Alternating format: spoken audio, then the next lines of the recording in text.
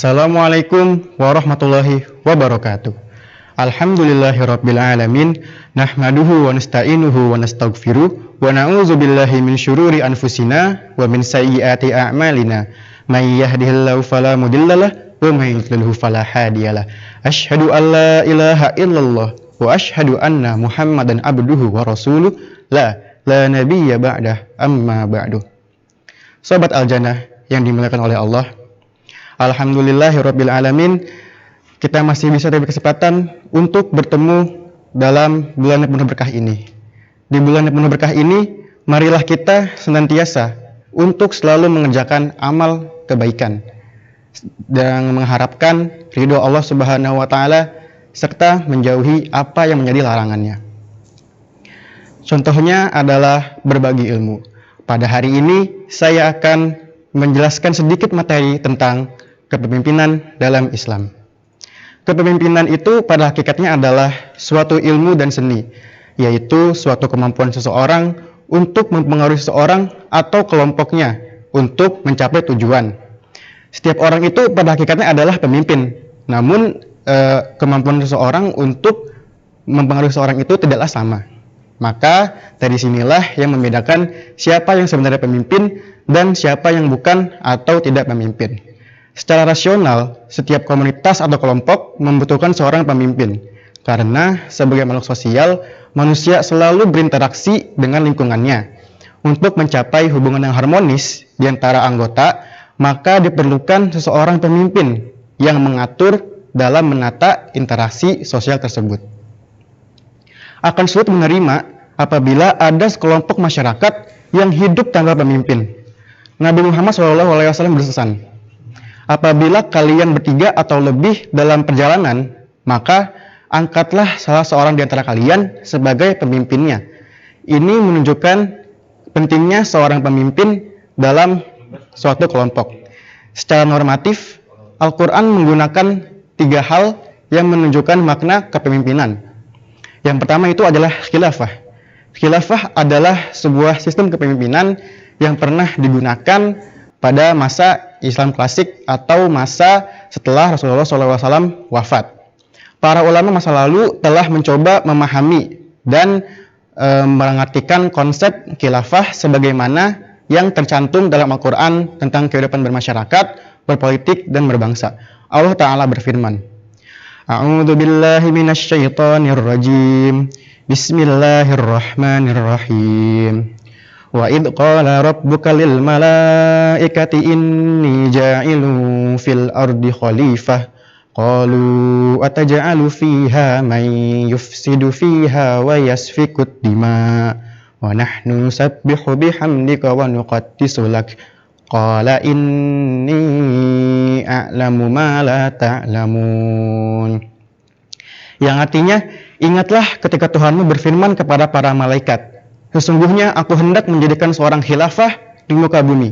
Mereka berkata, mengapa engkau hendak menjadikan khilafah di bumi itu orang yang akan membuat kerusakan padanya dan menumpahkan darah? Padahal kami senantiasa bertasbih dengan memuji engkau dan mensucikan engkau. Tuhan berfirman, sesungguhnya aku mengetahui apa yang tidak kamu ketahui. Quran Surat Al-Baqarah ayat ke-30. Ayat di atas dijelaskan bahwa malaikat bukanlah protes atau kritik kepada Allah Subhanahu wa taala, tetapi keinginan para malaikat untuk menjadi khilafah karena mereka telah bertasbih dan menyucikannya. Permohonan ini juga menjadi isyarat bahwa khilafah itu bukanlah sistem politik dunia, melainkan sistem universal yang berlaku di dunia dan akhirat. Hingga malaikat pun juga berkeinginan untuk menjadi khilafah. Namun Allah Ta'ala menjawab bahwa pengetahuan malaikat itu tidak cukup, hingga Allah Ta'ala menegaskan bahwa Allah Maha Tahu dari apa yang diketahui oleh malaikat. Dari sini kita dapat memahami bahwa makna khilafah itu bersifat universal atau mencangkup dunia dan akhirat. Yang kedua itu adalah wilayah. Wilayah artinya kepemimpinan. Orang yang memimpin disebut wali. Secara umum, pemimpin umat adalah Allah Ta'ala, Rasulullah SAW, dan orang-orang yang beriman.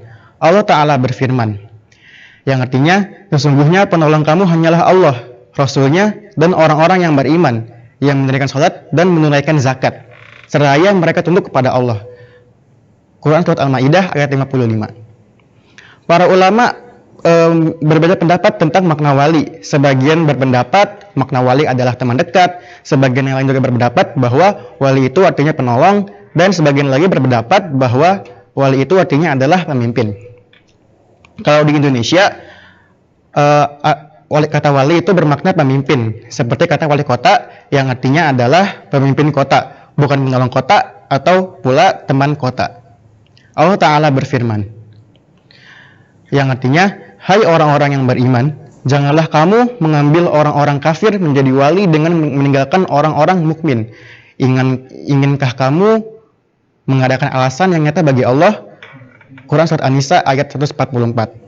Ayat ini menjelaskan larangan mengangkat orang kafir sebagai pemimpin, bukan larangan berteman dengan orang kafir. Yang ketiga itu adalah imamah. Imamah adalah sistem kepemimpinan dan orang yang memimpin disebut imam. Imamah adalah kepemimpinan yang bersifat umum, baik kepemimpinan negara atau kepemimpinan ibadah mahdah, seperti sholat. Pemimpin dalam ruang lingkup orang yang bertakwa adalah imam li'al muttaqin, atau pemimpin bagi orang-orang yang bertakwa. Pemimpin orang yang beriman disebut imam li'al mu'minin, atau pemimpin orang beriman. Dan pemimpin manusia disebut imam li'an nas, atau pemimpin seluruh manusia tanpa membedakan agama, suku, ras, dan sebagainya. Kepemimpinan ketiga inilah yang populer pada masa Rasulullah SAW.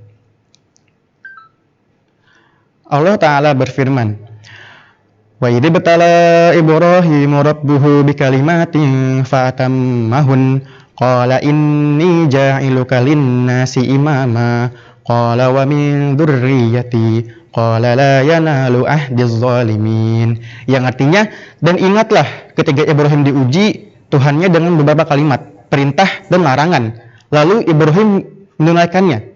Allah berfirman, sesungguhnya aku akan menjadikanmu imam bagi seluruh manusia. Ibrahim berkata, dan saya juga mohon dari keturunanku. Allah berfirman, janjiku ini tidak mengenai orang-orang yang zalim. Ayat ini mengisyaratkan bahwa seorang pemimpin itu harus adil dan bukan dari orang-orang yang zalim. Nabi Ibrahim adalah hamba Allah. Setelah melalui proses pendekatan kepada Allah hingga naik menjadi kekasih Allah, atau disebut juga Khalilullah. Setelah menjadi Khalilullah, naik lagi menjadi Rasulullah, dan saat beliau menjadi Rasulullah, Allah Ta'ala mengangkatnya menjadi imam bagi seluruh manusia. Saat Nabi Ibrahim berharap agar semua keturunannya menjadi imam, Allah Ta'ala menjawab bahwa kepemimpinan tidak akan jatuh ke tangan orang-orang yang zalim. Sobat Al-Jannah yang dimuliakan oleh Allah, berikut ini adalah syarat pemimpin dalam Islam. Pemimpin adalah orang yang paling berkualitas di antara anggota kelompok atau komunitasnya. Allah Ta'ala Maha tahu siapa di antara umatnya yang paling berkualitas hingga diangkat menjadi Nabi dan Rasul. Nabi dan Rasul adalah Al-Mustafa, atau orang pilihan, dan yang memilih dan mengangkatnya adalah Allah Ta'ala sendiri. Pemimpin yang bukan Nabi dan Rasul dipilih dan diangkat oleh orang-orang di antara mereka, karena yang mengetahui orang cerdas bukan orang cerdas, hanyalah orang cerdas. Memberikan hak pilih kepemimpinan kepada orang awam hanya akan melahirkan kegagalan dalam memilih pemimpin. Oleh sebab itu, politik adalah perwakilan komunitas, bukan perwakilan pribadi.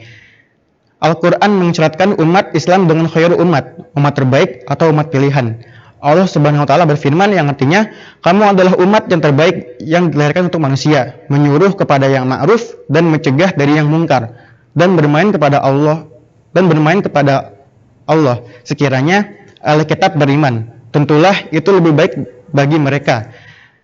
Di antara mereka ada yang beriman, dan di antara mereka adalah orang-orang yang fasik. Surat Al-Imran ayat 110. Rasulullah SAW pun ditanya dengan khairul umat. Beliau menjawab, khairul umat itu mempunyai 4 syarat. Yang pertama, merekalah yang paling banyak membaca teks maupun konteks. Yang kedua, orang yang paling bertakwa, baik individual maupun sosial. Yang ketiga adalah orang yang paling banyak membangun jaringan silaturahmi. Keempat adalah mereka yang selalu melakukan amar ma'ruf dan mencegah nahi mungkar. Dari beberapa ayat dan di atas, para ulama menyimpulkan bahwa syarat pemimpin itu adalah, yang pertama itu adalah adil, berilmu, pengetahuan yang luas, sehat indrawi seperti sehat pendengaran, penglihatan, dan pembicaraan, sehat anggota tubuh dari kekurangan yang menghalanginya melakukan aktivitas, dan yang terakhir adalah memiliki pemikiran yang cerdas dalam menyikapi perkembangan politik dan kemaslahatan umat. Yang terakhir adalah berani dalam menegakkan kebenaran. Wallahu a'lam bishawab. Semoga kita semua dapat menjadi pemimpin yang berkualitas. Jadilah pemimpin yang berkualitas dimulai dari diri sendiri. Sekian dari saya, kurang lebihnya mohon maaf. Wassalamualaikum warahmatullahi wabarakatuh.